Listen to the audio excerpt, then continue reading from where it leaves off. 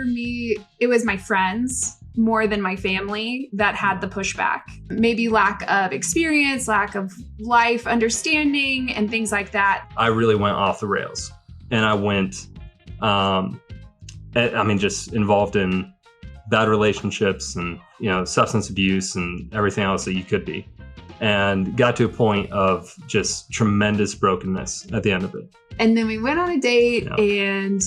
It was the worst date either of us have ever been on. It was so bad. I honestly didn't really pray for my husband all the time, which is something that people would... Can't believe it. I know. Shame on I'm you. a horrible Christian and I shouldn't be in ministry.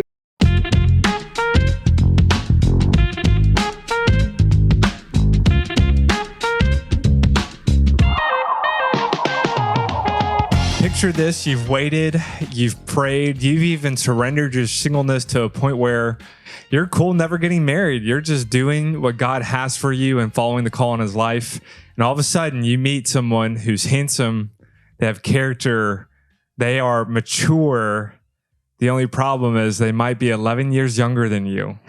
And what do you do when you're a man, you're following God's call in your life and you meet someone and they have everything you ever wanted and dreamed of, and they're 11 years older than you? What happens? How does the story unfold? Well, you're in luck, because today we have one of the first times ever someone who has a bigger age gap than Kate and I, which means they have way more wisdom and subject knowledge to share with us. Ali and Ben, welcome to the show. Thank you guys. This is such a joy for us just to be with you guys and all of your community, but also just to do this together. So this is going to be fun. Yeah, it's so exciting. Oh, yeah. We're honored. Well, is this the first time you guys are sharing this kind of aspect of your story in public? For the tabloids, for everyone to... Yeah, it is. And this is something, it's funny because we tend to avoid this topic. Just so we try to not tell people or lead with this information. And so it's funny that it's like we're coming out and actually doing a whole podcast on it.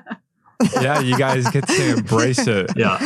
You're finally talking on it. So like if anybody has any judgment, you can just, hey, listen to this episode. Here you go. Okay? Well, for those who don't know, you guys are in Burt Fork Ranch in the middle of Montana. How far from Bozeman are you guys? We're about 3 to 4 hours away from Bozeman. We're only an hour south of Missoula. So we are perfect in southwest Montana. Okay. And for those who don't know, Ben, you grew up on the ranch. You grew up hunting cougars, all for you to be hunted by one later in life. So that's right. Exactly. Yeah. Yeah, that was all preparation. I didn't realize what I was doing when I was growing up and just tracking these cougars through the woods. Then when we got married, I realized it was all training. It just was, yeah, it was preparation. You went from hunter to hunted. So yeah, exactly. Yeah. Yeah. She stole you off a playground, didn't she? Yeah. It was one battle I didn't want to win. I was like, you know what? I'll just let this one happen. So. Yeah, I love it. Well, I'm so excited. And I love your vulnerability and your courage to talk about it. I mean, we'll jump all into that. I mean, should we just jump in? Yeah, I would love to, because we're going to talk about y'all's story, how you met, all the things. And we are going to highlight the age gap because, for our listeners, we'll just kick it off by saying we do believe that age gaps can totally work and totally be okay. There are a few factors that just need to line up. Age in many ways can be just a number, okay? But it is more about maturity and spiritual maturity, emotional maturity than it is about the actual age number.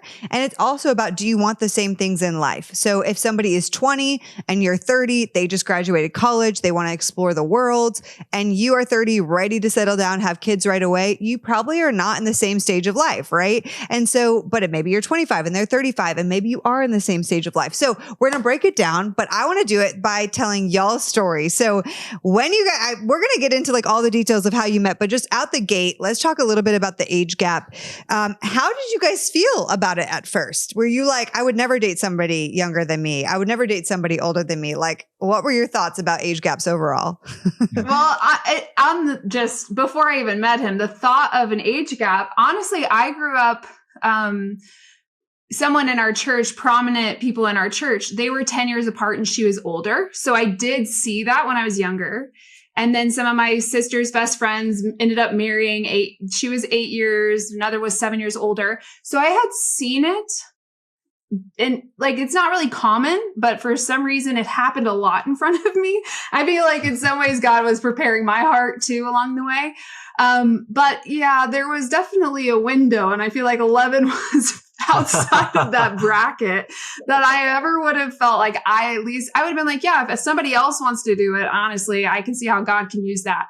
I just never thought that I would be that person. I didn't think that I would want to do that, especially being older. Yeah. So I don't know. What about you? Yeah. I mean, well, especially when we first met, it just didn't even register in my mind as far as that would ever be a possibility. That was so far out of reach. I was like, it doesn't matter that she's the most beautiful woman I've ever seen in my life. Doesn't matter that I would love for that to happen. There's no shot. There's no shot. So, and that's kind of how our story began, where it just was like, I don't see that happening. And, but I mean, here we are. So, okay, you guys meet. We're going to go into that whole story, how you met at the ranch, which is so cool. But I just want to know, like, Ali, was it just for you? Like, when you did find out Ben's age, were you like, immediately no? Or were you like, there is a potential maybe, but is that crazy? Am I crazy? No. And Ben, for you, same question of like, I guess you kind of answered it, but like, what did it feel intimidating, or why did it feel so out of reach? Yeah. Well, just to touch on the story a little bit, because we were friends for a couple of years before we actually started dating, which makes the story a little bit different, like how we started to adjust to the age gap. I came up to the ranch on my sabbatical in 2020 because the world shut down and I was going to go to Europe. And then my parents knew his parents and they'd been up here. So they're like, hey, why don't you come? So I was up here for about 2 weeks in the summer of 2020. And his mom likes to meet with everybody that comes up here if they want to. So I said, sure. So we were having coffee one morning and we talked for like 2 hours, just her and I. And then he walked in. He was on his way to work out. No. He just walked in shirtless and sweaty. Yeah, exactly. Yeah, cigar in the mouth. All the cowboy life. No, he was on his way to work out, and then he stopped and said hi, and he actually just sat down and decided he was going to talk too. I was on my way through, and I was like, I'm not going to miss this conversation, so I just sat down. So once the conversation started going, I had been single for a long time at that point. I've done ministry for a long time. I've preached. There's just a lot of people who I've been around who are like, oh, I have this person in like mine. Maybe you should date this person. And I was pretty content in my singleness. So when I saw him and then he started talking about how he had to come home from college from COVID, I thought, oh, good. She's not going to try and set me up with him because of the age gap. He's so young. And so I started picking up on those cues and I thought, oh, good. I don't even have to worry about this. Like, I'm just on sabbatical. Like, I don't want someone setting me up. I just want to be. And so when I found that out, I was like, oh, good. No way. Like, truly, like, that's just her son. Yeah. Yeah, that would be a funny experience to be like, he just got back from college and you're like, whoa. Like, I don't know, just like college. Like that feels like ages ago. You're like, all right, yeah. I mean, it's like one thing to be demoted to friend zone off the get-go. You got demoted to like little brother zone off the get-go. Yeah, exactly. Yeah, I got demoted too. I don't even have to worry about him like that. Yeah, exactly. I don't even have to friend zone those guys. Yeah. It's not an issue. Okay. But whenever his mom walked me to the door when I was leaving, she's just like, I really want, I think you should marry Ben. You just got to wait a little while. I thought, oh. Wait, she said that after the coffee? Yeah. I mean, walking me to the door, Ben's still in the other room. She says that to me. So then I think, well, obviously his mom doesn't care about the age gap. And I was mortified when I heard that the first time that she said that to her. Dude, because she came back into the room and told me that. She bookended that conversation. She came back and she was like, you should marry Ali. And I was like, that'd be great. But I mean, that's never going to happen, and did you ask her, or did she let you know that she said that to Ali on her way out? No, she told me that. I mean, we were dating. Yeah. Years later. And you were just like, oh my gosh, I was like, oh, Mom, what did you do? What did you do to me? Shout out to praying moms. Yeah, exactly. Seriously. That is so funny. Okay, so that's the first time you guys met. Ali, you do your sabbatical on the ranch, and then walk us through from there, since we're already talking about it. Yeah. I mean, just as far as the age gap piece, obviously I wasn't thinking it. His mom and I became friends. So she had invited me to come skiing the next spring. They go and ski up in Montana, in North Montana. So she invited me to go. So I said, sure, but I still wasn't really, he got demoted to little brother apparently. But, I'm not thinking about this. That was not even on a radar for me at all. It was about 9 months later anyway as well. Right. And so I finally went up there skiing, and that's when we actually had more time together. Yeah. Yeah. And we had one conversation, and it was the last day that she was there. And we talked for, almost 2 hours. And it just was this seamless conversation. Like it went so well. There was so much chemistry. Like we were so aligned, spiritually, emotionally. We were like just hitting on all topics, and we talked about everything. And it was a very surreal experience, because it was the first time that I thought I might actually have a shot at this. I was like, you know what? This could be a possibility. So you're like, little brother zone, I'm coming for you. I'm getting out of this thing. Yeah, exactly. I'm climbing my way out of this one way or another. I'm going to crawl out of this thing. Wait, so Ali, did you feel the same way? Like, or were you just like, oh, that was a nice little conversation? No, actually, I was pretty jarred by it, in all honesty, because I thought, oh my gosh, I don't think I've ever had this type of conversation with a guy. Especially right out the gate, but just in general. I mean, I was fully myself because I had nothing to I wasn't going in hoping we were dating or anything. So I didn't have any feeling like I needed to be something. I just was myself fully. And we were just going back and forth and talking about really important issues. And we were aligning on things across the board. We were laughing a lot. We were having fun. And then we realized 2 hours had gone by when other people came in to try and get ready to go skiing. They're like, wow, you guys are still here. We were supposed to leave at 9 or 10. And we just sat in the ski room and just talked. So I just realized too, by their expression, wow, you guys are still here. And I thought, oh my gosh, we're still here. So I think for me, whenever I thought, oh, wow, this is different. This is strange. I can't just bypass it fully. The level of depth that we went to and how comfortable I felt, because I'd never felt that. I truly have never felt that in my life. So speaking of that, what surprised you the most coming out of that 2 hours, no pressure, kind of situation? What surprised you the most about Ben? That he could hold those types of conversations. If you think about age gap, truthfully, and the one that we have, I just thought, whoa, he's very knowledgeable. He seems like an old soul. He is kind of we were going back and forth on topics we both knew a lot about. So he was knowledgeable, but he was also teaching me some things psychologically, because we were just going back on personalities and even theology. We just started going into all these things. And I thought, whoa, he might be younger than me, but he has so much knowledge and similar interest enough that we could hold that depth of conversation, which truthfully for me was the most shocking thing walking away. Was wow, he can actually talk about these things that are important to me, even with the age gap. No. So I think that's what started to make me think on it. Yeah, well, especially as a female in ministry who does it for a living, it's probably not often that you not just meet a guy who can hold a conversation, but keep up and also teach you something that you maybe didn't even know in the first place. Right. Absolutely. It is very true. Yeah. It's very true. Yeah, it's hard to find anything with Ali that you can keep up with or try beat her to some knowledge. So if you can do that, it's a big win. So yeah, my wife too. Yeah. No, but I think what you guys are speaking to, and I want to know if you guys, it sounds like this feels true to you, but in terms of age gap, it feels like it's less about the number and more about what you guys are talking about, the maturity, and can they hold are they in a similar place spiritually, emotionally, even if they don't have the years that maybe I do? Is that what you found after that conversation, Ali?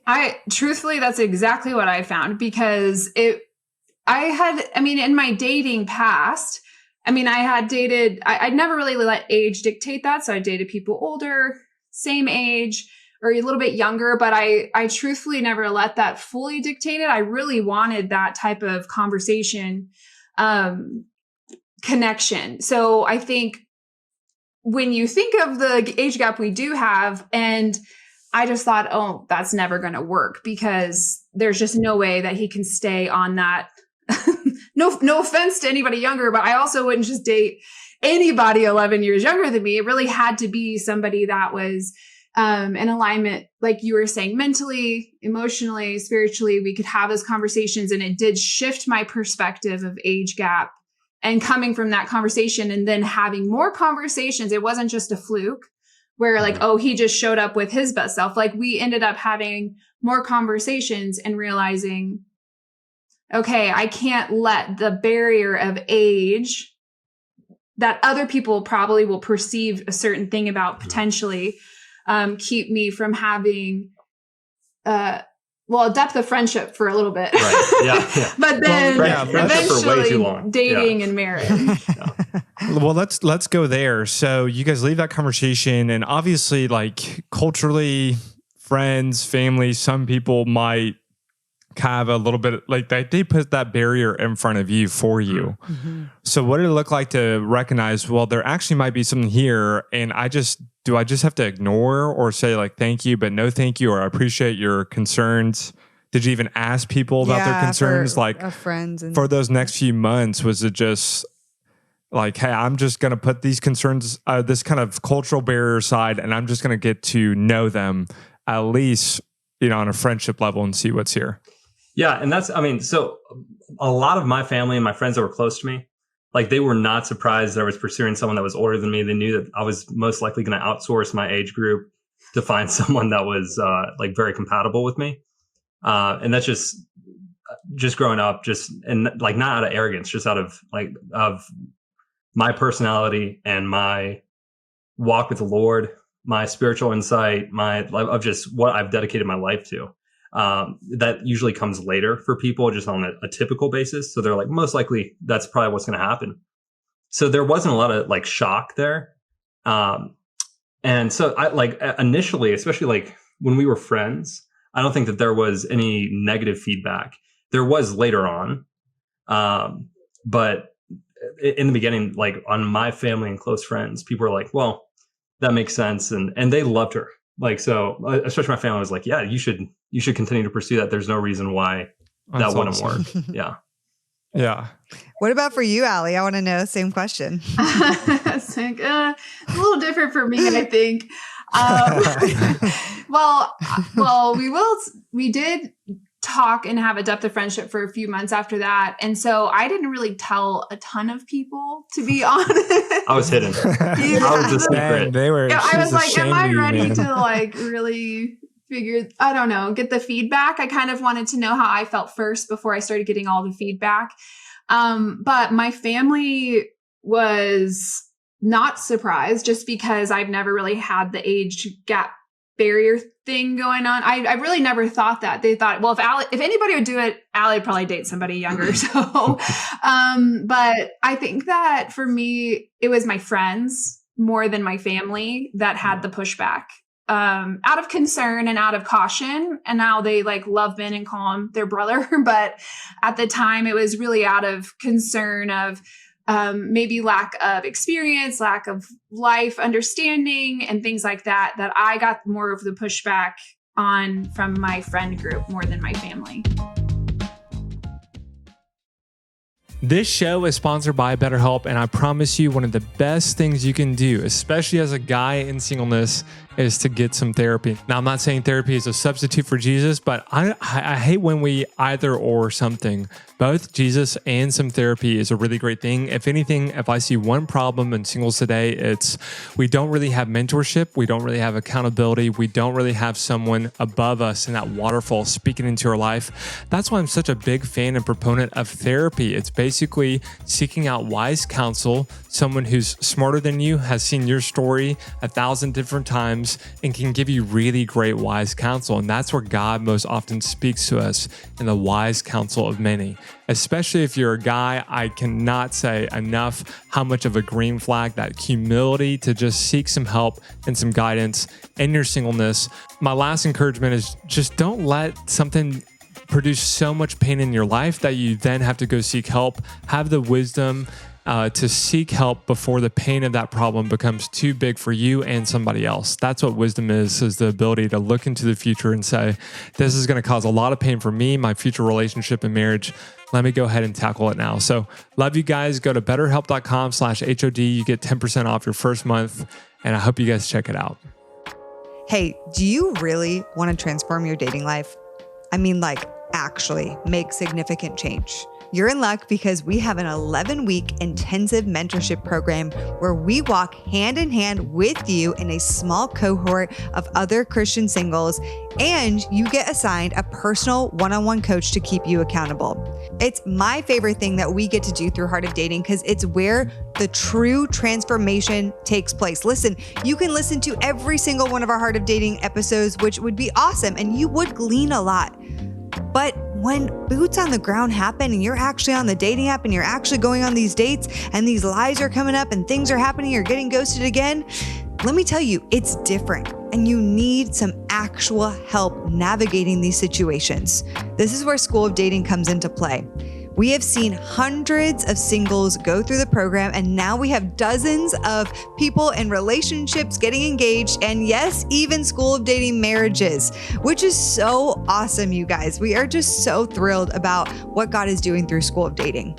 So if you truly feel like it's time to take your dating level to the next level and have actual accountability and a true framework for how to do this completely different, come join us in our next School of Dating cohort starting this June of 2025. You can text our First Dibs list to get $500 off right now by texting the words First Dibs to 214-225-7772. You can visit our website at joinschoolofdating.com. You can check out what is included in the program, and you can also sign up for a free 15-minute informational call with JJ, and he will walk you through all the things that you need to know about School of Dating and answer any of your questions. I'm telling you, it is going to transform your life. We have never had a student come in and leave the same person. Every person that walks into that program walks out completely changed, and we want that for you. So check it out. We'd love to have you. So we're going to fast forward and then go back to the story and pick it up. But, you know, I do want to just stop and pause on this for a moment because I do think there can be judgment that happens from friends or from not even just friends, just like acquaintance of people who might meet you and be like, assume that maybe you're a similar age. And then when they find out about the age gap, they're like, it almost can shift something. And so I would love to hear just overall, you guys have been married now for a bit. You're expecting your first baby. It's so exciting. Let's go. In your time together, officially as a couple, what have been some of the more frustrating or surprising moments that you've gotten about your age gap? Yeah. I mean, there's been a few of those. I mean, and that's one of the reasons we don't lead with it, is especially when there's already a relationship, is I try to keep it on the back seat as much as I can so that I can like build friendships that are strong enough that it can like withstand that.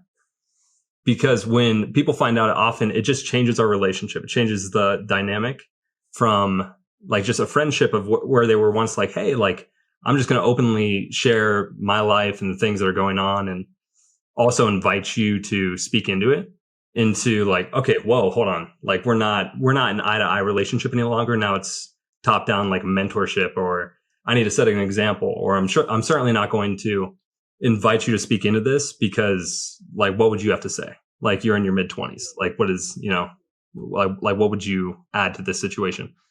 And that can just be very frustrating. It can be very hurtful.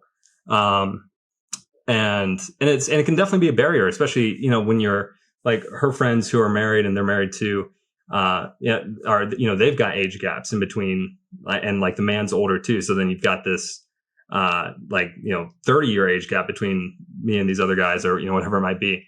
And, you know, rather than just be able to have a eye to eye conversation, it becomes that becomes prohibitive. Mm-hmm. It's pretty wild too, because with a mustache like that, I mean, that's like a grown man, 40, 50-year-old Right. tombstone kind of mustache. Man, see, So this is what deceives the masses. This is what saves me. It's what gets me. It gets my foot in the door. And then people are like, Yeah. you know, people are like, how old are you? I'm And I'm just like, I saying- can't hear you. I'm sorry. Let's just keep talking. yeah, exactly. I keep talking. Yeah, I mean, it takes a lot of arrogance to speak down to a man with a mustache. Like that, I'll just say. Yeah. Maybe, honestly, maybe you bring out some insecurity on their end. No, I'm just kidding. No, but I see what you mean, and this is not even part of the podcast. But I would just say, Ben, in a lot of ways, what might be on the back seat now and something that you withhold, I think should be something that you embrace and champion, because that's First Timothy. Like, you're not letting anyone look down upon you because you're just young and that's a number, but you're setting an example in speech and the way you talk and the way you act. And I love it. And for me personally, when I was around you and any young guy who's ahead of their years, I actually try to be a student, and I'm inspired and encouraged by them. So I just want to say, man to man, I actually felt like the opposite effect happened for me, not because I'm holier than these guys, but just simply because, like, when I'm around young guys who are ahead of their years, there's something about them that I want to emulate. I'm like, I want that for my life too. Like, I don't want to be my age. I want to be well ahead. And I'm just inspired alongside you in that way. I think it's really, really awesome that that's part of your story and who you are today. Yeah. Oh man, thank you. No, that's an encouragement. And I think, we definitely are moving towards that direction where it's something that we can just, and this is a great step in that direction of being able to own it and be able to step up into that. And that's, and that verse, 1 Timothy 4:12 of just saying, don't let anyone look down, but be an example. It's like that's, and how do we model that properly? And how do we also, because we can't change the culture around it and change the conversation without also presenting it and saying, hey, this is something that's also an option. This is something that we can also do. Amen. Yeah. Amen. And I don't know, Ali, what you experience. I'll say just personally and privately, in our relationship, like, I did have people that I loved that once they knew JJ was younger, kind of like they loved him. They were like, oh yeah, but it was kind of like, oh, that's sweet. Like, it would, like, as I would tell them things of JJ, because he had such a pure heart and spirit, and that was amazing. But some of that translated to some of my friends and people I knew as like, oh, he's like immature. He doesn't know life yet. And so that's why he has that perspective. Or I was like, no, I don't even think that's true. I think this is just like, he loves the Lord and the word so much that like he stands on these things. And so it's not naive. It's just like, he's so passionate about these things. It's not because he has an experienced life. But it would kind of rub me the wrong way every time I felt and even still sometimes feel when they're like, oh, that's sweet for him.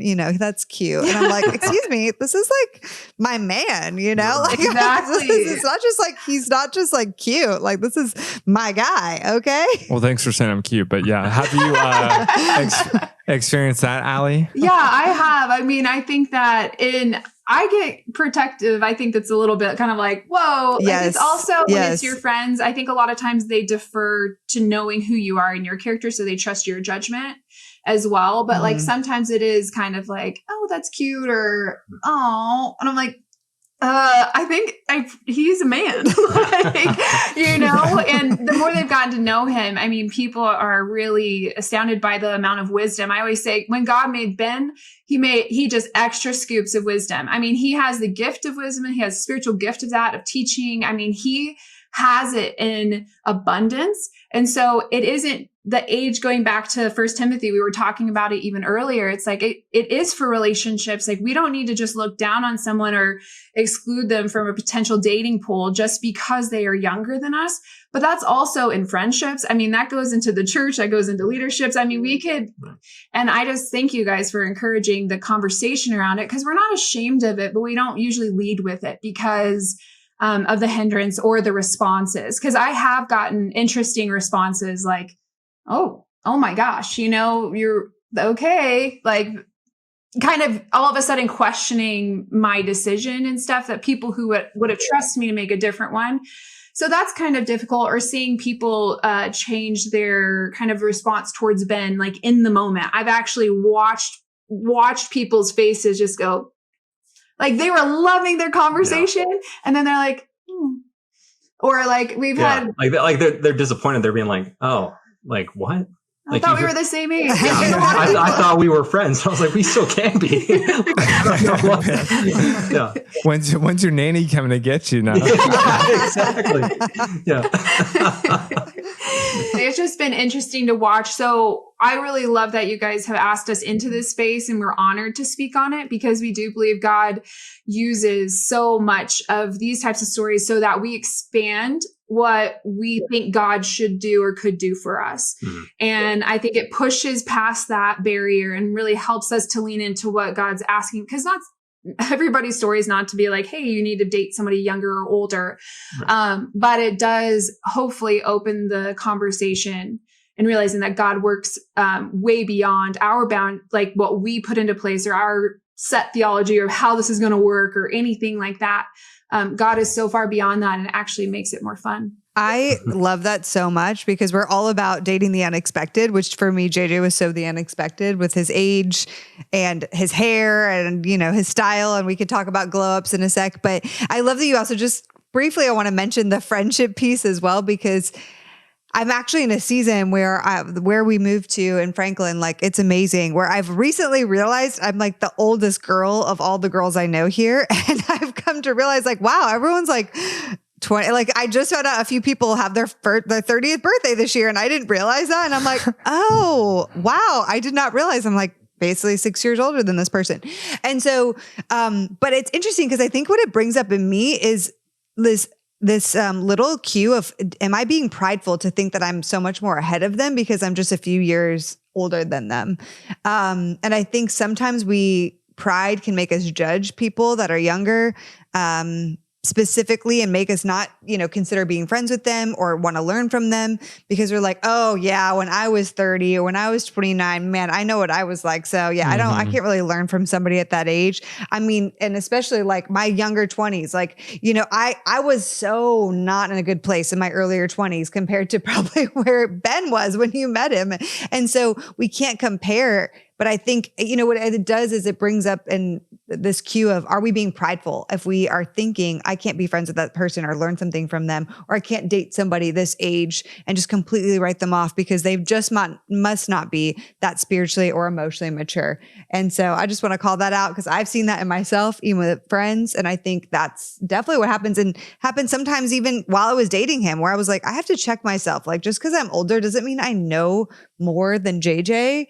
Like even if I've experienced, like I've done more counseling work per se, doesn't mean I know and am more wise than JJ. Oh yeah. Well, let's just savor this moment for a second. That I don't know about you guys, that felt really nice. just hits different. Yeah, that was a nice moment. That moment for sure. Yeah. Yeah. And Ali, I think, was saying me too, Ben. So this is a nice moment for us. Let's just So good. Well, I do want to ask, so you guys did try to date. So back to your story, you did try to date, and it obviously went really well. So oh wow. If it only was that simple, but yeah. But God was behind it, and it obviously was just sunshine and rainbows, right? The whole time. No problems at all. Yeah. Yep. So that's the end of it. Yeah. Thanks for having us on, guys. Truly, like once we had talked that day and that friendship had begun, a few months later, I came back out for 4th of July, and I was praying for the Lord to open my mind to just not putting stipulations on how this could look. And Ben actually had asked me on a date while I was here, and I said yes after I prayed about it. I was like, yes. And then we went on a date, and it was the worst date either of us have ever been on. It was so bad. I mean, I thought you just said it was so easy. And yeah. you guys have never had that kind of. If only. I mean, it really was the worst date that either of us had ever been on in our lives. Yeah. And so here is a little, sometimes the first date that you go on, it still might be your spouse. Okay. Yeah. Even if Wow. it's horrible. I just want to say that Yeah. because. Wait, did you go to Dave and Buster's or what happened? Yeah, I took her to Chuck E. Cheese. Yeah, I was like, I mean, that is your favorite spot, you know? Yeah, that would be age appropriate. yeah. No, yeah. So, I mean, we went to this restaurant. It was closed. Like, so I had this big plan. I was like, this is what we're going to do. Get there, and it's closed immediately. I'm like, this is so tough. And we're scrambling to try to find another spot. We ended up going to this other spot that I had never been to. Didn't even know it was there. And then the conversation was just like, it did not flow at all. And part of it was trying to move from friendship to romantic and get it there and not even know that you wanted to. Like, you were trying to see if there could be something there. And then part of it as well was I was really sick at the time and I had no clue. Right. So I got diagnosed with Crohn's disease when I was 9 years old. And I had bouts of sickness all through my youth. So I didn't realize what was happening, but I knew something was wrong. But 11 days after that, I was in emergency surgery and like rushed in, and they were telling me that they were surprised that I wasn't septic. So it was like right there. The infection was really, really bad, and it was a long recovery process. But I didn't know this at the time. So I'm like, I mean, I'm running a fever. But I'm just trying to like prove myself. I'm trying to like bring the best. I'm like, I really want to date this woman. So I'm just like, I'm muscling through this. And it did not work. It did not go well. Well, and I didn't know that he wasn't feeling well because he didn't tell me that at all. But when we got there, I'm like, oh, the restaurant. Why didn't he check the restaurant? Okay, where are we going? Take control. This is your city. I have no idea. And I'm like, why don't we just go over here? And then it's like, we got into this restaurant. And they sat us, and I'm like, I wanted to sit outside at sunset on the porch. I mean, I just got into like, I need to do this mode. And I think that was tough because I was trying to stay back, and then I just moved into that, and that didn't go well. And then our conversation just was so awkward, just going back and forth, trying to figure out like, is he about to tell me that he likes me? If he says this, how do I feel? Like, I mean, it was just a very weird date trying to see if we're moving into more than a friend zone. And as soon as we got in the car, an hour drive home, mind you, to the ranch. Oh no! He straight up was like, "This is how I feel about you. How do you feel?" Yeah. And I'm like, you couldn't have waited till we were like 5 minutes back to the ranch. Like, we could have gone this whole car ride, but no, he wanted to ask straight out. Such a bad call. But yeah, I was like, "Hey, I like you. I want to date you," and she said, "No, I don't like you at all." That's not what and then he you just said. had to listen to worship. then you just had to listen to worship music for the rest of the 55 minutes.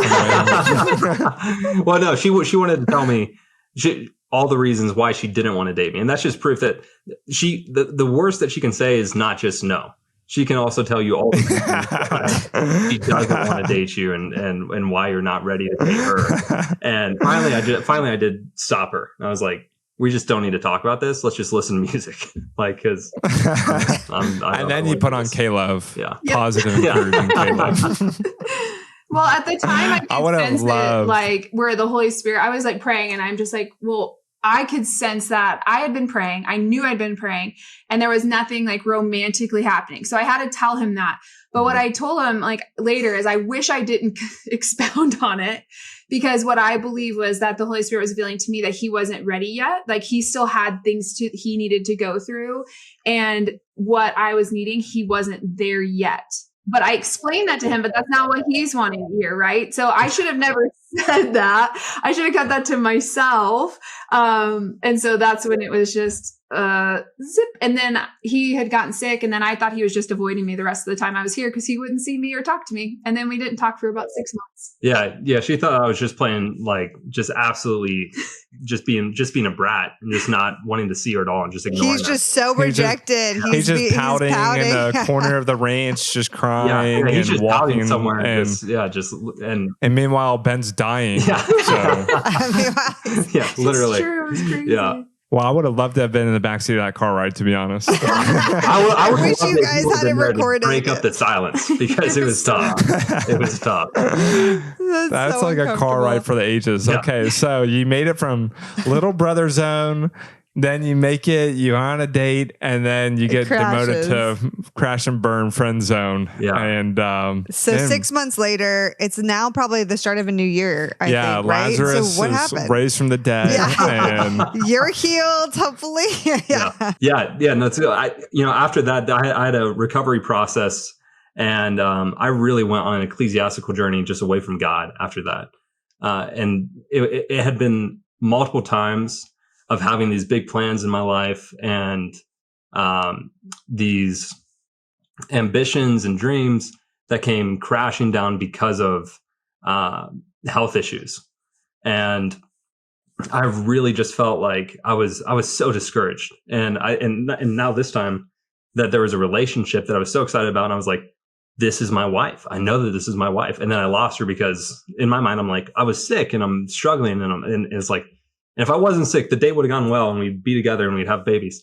And in reality, so I'm just devastated, and just got to this point of saying, like, if this is what life with you looks like, God, then I don't really want to do it anymore. And I don't doubt that you're real. I don't doubt that you're good, but I do doubt that you want to be good to me. And so I'm going to go off and do my own thing. And so for those 6 months, I really went off the rails, and I went, just involved in bad relationships and, substance abuse and everything else that you could be, and got to a point of just tremendous brokenness at the end of it.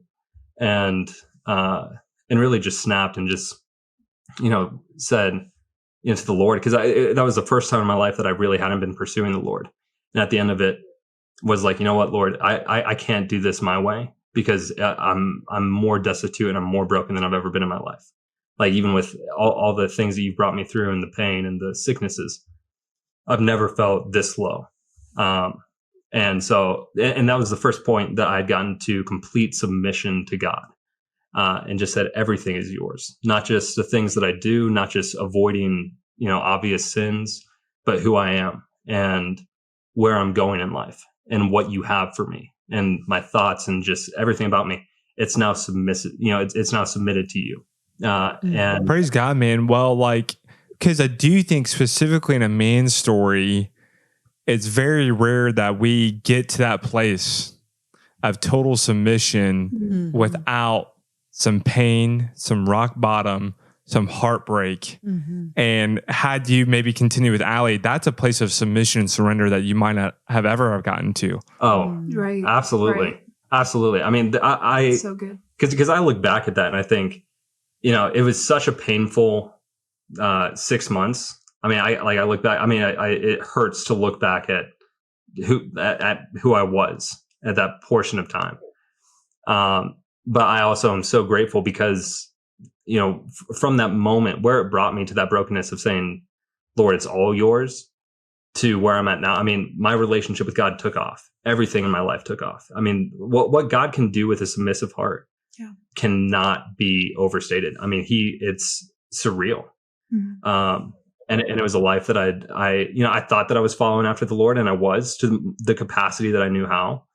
But he needed to take me deeper. He needed to peel back some layers there. And when he did, everything changed.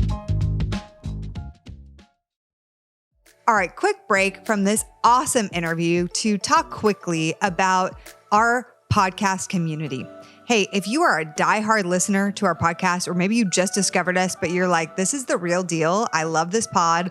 I need more of it. I want to invite you into our Patreon community. Patreon is a community for creators so that we can just help actually make this podcast possible. And it also gives us the opportunity to do more for our true tried and true podcast people. So with that, we have different tiers you can join for as low as $5 a month, and you get access to monthly hangouts. You get access to ask us a dating question where we give you a personalized voice memo answer. We do special bonus episodes every single month that you get access to. We also bring you into the fold of some of the exclusive things we're doing in the podcast. We're actually talking about our next upcoming season, and we're asking our Patreon community for ideas for different guests and different podcast topics to cover in that season. And so we love to invite you to join us in Patreon. You can go to patreon.com/Heart of Dating to support this ministry and podcast. And so, Ali, was there someone in your story who said, Ben's like a great guy, but he's just not ready yet? And then at what point was that maybe dropped on you versus the next time you saw Ben? If I remember right, there was someone who was just like, Ben might be a great guy, but not right now.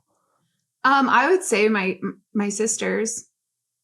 My sisters loved Ben from the beginning. So I think, but when we were trying to process it, they really spoke into my life. Like, it might not be right now. I genuinely feel like I got that from Holy Spirit, just being in prayer. I just got that understanding. And so when I was talking with them, I feel like that's when I processed it out. It was like, okay, it might not be right now, but I really was content in my singleness. Actually, I'd say joyful. I loved being single, like actually loved it. So it was something that I was open to, but then when it didn't happen, or I'm like, okay, maybe not right now, I was like, all right, that's a bummer. And it took a little bit, but then I was just kind of moving back into single life and just enjoying that again. But the crazy thing was, at the same time that Ben was going through this, and I honestly didn't really pray for my husband all the time, which is something that people would... Can't believe it. I know.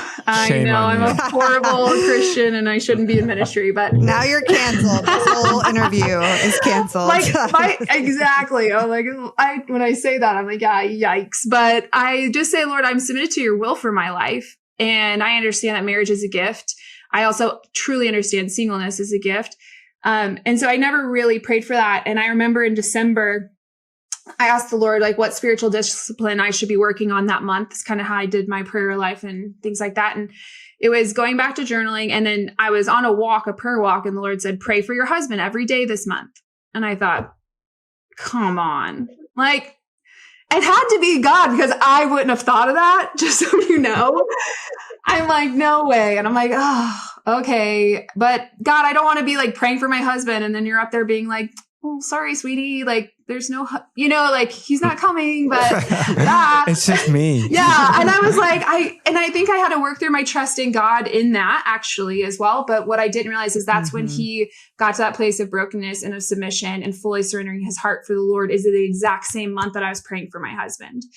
And so then in January, he is in prayer, and the Lord just dropped my name into his mind. And he texted me and just said, it's water under the bridge. I still want to be friends, and you can come skiing again if you want to. And I said, yeah, good. Glad we're friends. Wait. But Ben, was that like a genuine, or was there like a hope that maybe this new man? No, there actually was not. I really was in a state of recovery at that point. I'd gotten to this point where I was like, you know what? I'm not dating. I'm not thinking about relationships. I'm simply chasing after the Lord, and I need to get back to this point of I need to get grounded with God again after what I just been through. But she just popped up in my mind, and I sent a text of just being like, "Hey, listen, we're fine. Like, you broke my heart. It's cool. You can still go skiing if you want. Like, don't worry about it. Like, we're all right." You literally triggered me into like a death sickness, but besides that, we're cool. No, I'm just kidding. Exactly. I'm messing. Yeah, I was like, you almost killed me, but you know what? If you go for it. And so, I sent that text. She responded right away. She was like, "Oh, hey, I would love to." And at that point, I was, I wasn't up in Whitefish very often, like skiing. But my mom goes up there every winter for a couple months, and she skis. So, I just texted Ali back. I was like, cool, like text Kay, like she'll tell you when it's open and you can go ski with her. Like, and she was like, well, she's like, I'd love to ski when you're there. And I was like, I really don't want to do that. But I was like, all right, well, like I'll try to coordinate my schedule. And when you go up, I'll come up too. If you could. You made it very like, maybe. Yeah. And I was like, hey. Yeah. It was the first time that I felt like that. Good. I was that's weird that I was like, even my heart posture was like. Yeah, I was like, if I can make it, I'll come up there. And so anyway, but she came up and I picked her up from the airport. So I drove up, picked her up on the way. And I mean, as soon as she walked out of the airport, I thought this was such a mistake.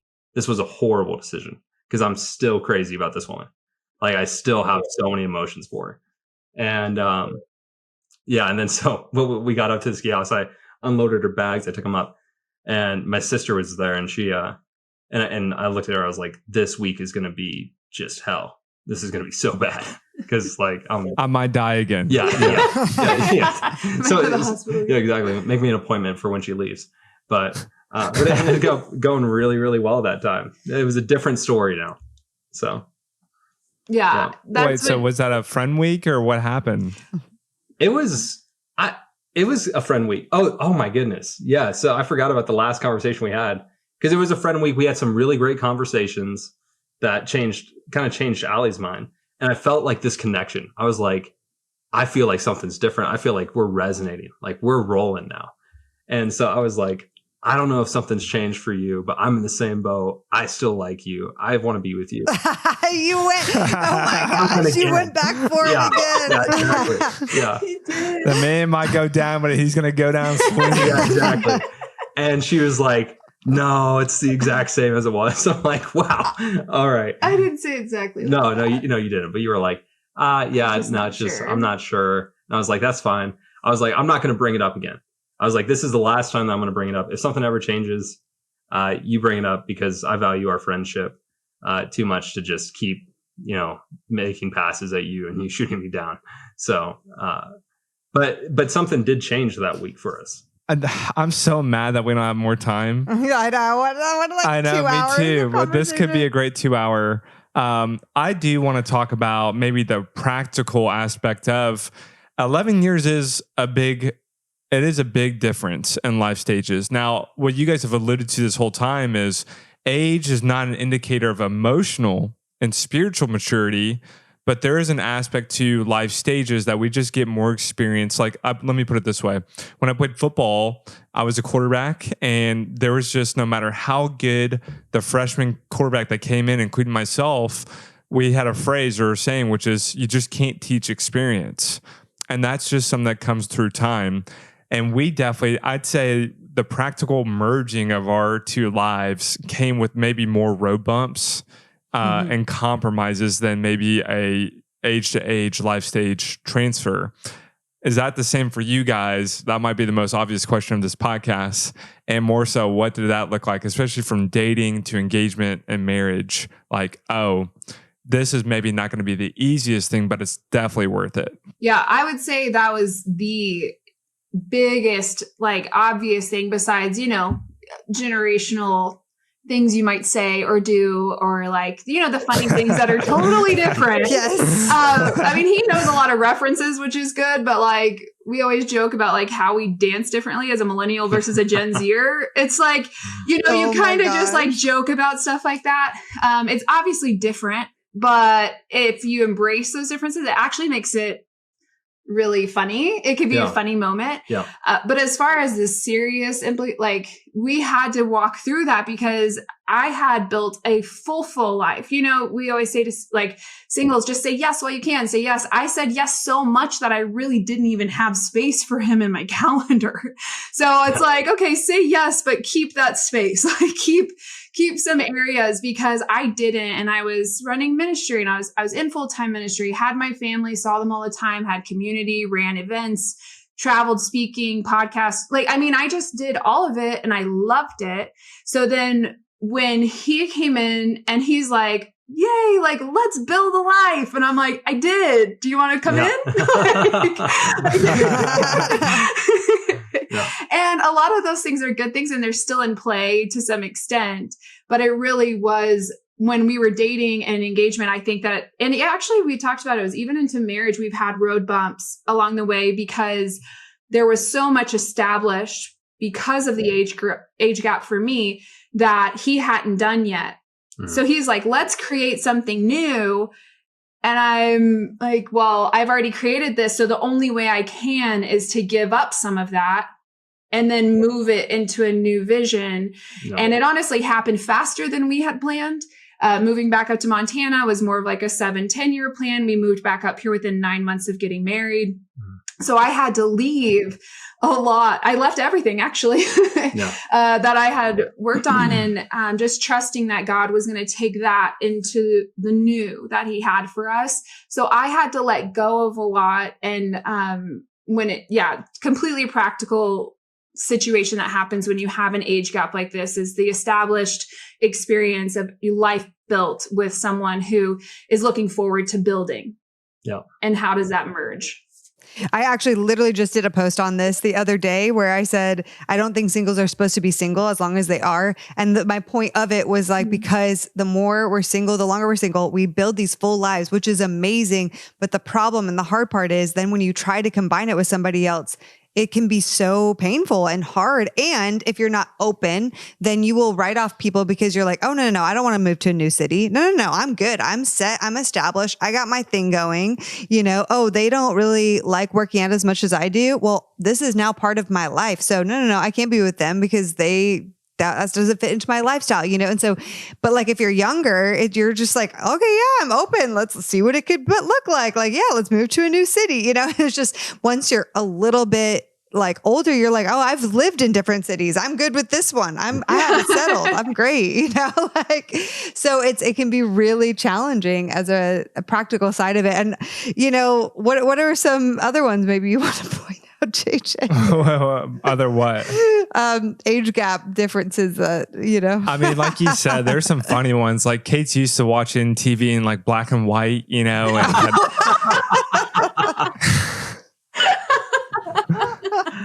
so that, and I think it's fun to give her warm milk and put her dentures in her, like jar at night. Like those are fun things for Ben and I to do, to serve you guys well. We have the little chair on our stairs now that goes. You're the worst. You're the worst. But that will be your life one day. Okay, so you say it now, but it will be your life one day. I think there's a lot of fun. Yeah. So there's a lot of fun practicals. I would say on a deeper level, though, definitely one of the speed bumps is, and Ben, you tell me, like, I felt like I definitely had to accelerate my life in so many ways. And so there was a lot of things that I didn't get to grow out of. I just had to change out of, and just say, all right, this is my new way of life. And then emotionally and spiritually, I definitely think there was an awesome acceleration of like, all right, like I really have to step up here. And at my best, you do it with patience and excitement and embracing. And then at your worst, it can definitely be discouraging or flattening sometimes where you feel like your partner's just writing off everything because they've been there and done that.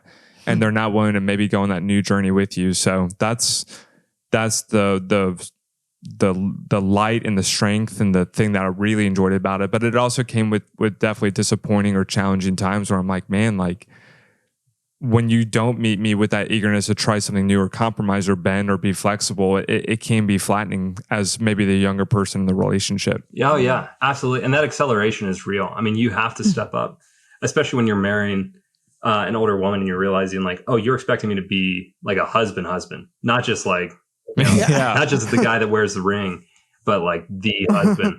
And you have to learn what that means. You got to step up to that. You have to be prepared for that yourself, and lean so hard into God and realize of like, okay, what does this mean? What does marriage mean? And really come to a full definition of that. It's like, that marriage is about sanctification, that this is about, this is not about me getting what I want or being fulfilled or just being super happy all the time. This is about me becoming more like Christ. And once you get that perspective, that acceleration takes off, because like God's like, all right, you get it. Like, let me drag you along here. Yeah, no, I always felt like I thrived in God when the responsibility before me was bigger than my character Yeah. and bigger than my personality and bigger than my natural strength. And like what you just said, it's that acceleration through the Holy Spirit. Like we kind of put ourselves in a position where we're not dating a girl who's going to let us maybe be complacent or compromise or be easygoing, happy-go-lucky. Like we've definitely put ourselves, sometimes for better and for worse, with firecracker women who have a lot of character and passion and ambition in God. And it forces us to stay on our A game in Christ, or else it doesn't go very well. Oh yeah. Yeah. You got to be on your toes and you got to be ready to move. Yeah. Yeah. Amen, man. Well, this was so fun. I hate that it was only an hour long. It went by so fast, but by far one of my favorite interviews. Is there any last piece of advice that you give to someone who's maybe open to an age gap or thinking about or dating someone right now with an age gap? I think one of the things that we've talked about is just how God all the time and often uses in scripture the taboo, the thing that we think's not how it should work. And I think that's what Ben was talking about to me earlier today too. And we just really leaned into that. Like that's an encouragement for people that God uses that often. And so not to put God in a box when it comes to your dating life. Yeah. Yeah. Don't put constraints on it and don't allow age to be the rubric of which you judge your relationship. Take it out of that. I mean, there's, be looking at like, are we emotionally compatible, spiritually, intellectually, physically? Are we compatible? And if that's the case, then do we have the same vision and values? Because if you can meet those, the age is very relevant. And and I think that it's like if that's something that if you're the younger person as well, like the advice would be to just lean into God. Lean into God and pursue His will. Because if this is a relationship that's within His will, then He's going to prepare you for it, and He's going to equip you for it. And you are going to get to the point of being able to run that race really, really well. So Amen, good, guys. Well, this has been awesome. We love you guys. We can't wait to come back out to Montana and see you guys sometime. Speaking of that, last question. Do you prefer us to come out before you have your baby and help prep everything and cook a bunch of frozen meals? Or do you guys want us to come after postpartum and help nurse and, Nurse? Yeah, Who's I'm not going to help nurse. But You guys might have a few Ben more back to tips health. though for the backside. Whenever you guys can come out. That's the time to come out. Yeah, you guys might want to play it well, and you can come out before and help us prepare, and then once we have the baby, you be We're like, oh, they need to come back out. We got to come back out and meet the baby. Both sounds good. Both sounds good to amazing. me. I can't wait. All right. Yeah. We'll see you guys soon then. Oh, we love you, friends. Love you Thank you guys. so much. Awesome. Love you guys. Thank you. The Heart of Dating podcast is created by Kate and JJ Tomlin. Shout out to our epic audio and video editor, Scott Caro. We have an amazing Heart of Dating team who helps bring the show to you each week. I want to shout out Elena Gibson, our brand and community manager. Now, if you guys have never ranked us or reviewed us on iTunes or Spotify, would you consider doing that? It would mean so much because our podcast can get more discovered and more people can learn how to better date as Christians. Don't we all want that? We launch our podcast each and every week on Wednesdays, so we will see you next week.